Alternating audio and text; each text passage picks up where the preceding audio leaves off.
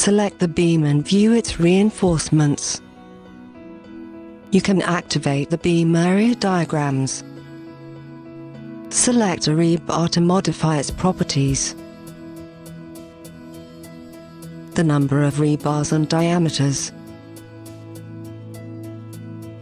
You can use the object grips to shift the rebar.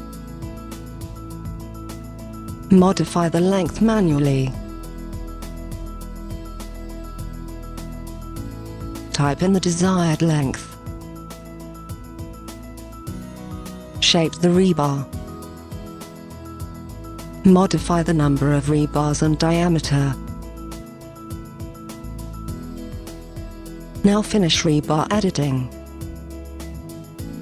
You can also add and draw new rebars.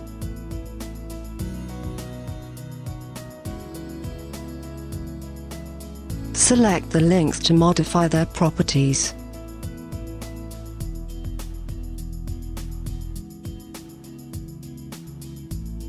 Confirm to re-verify the beam with the modified reinforcements.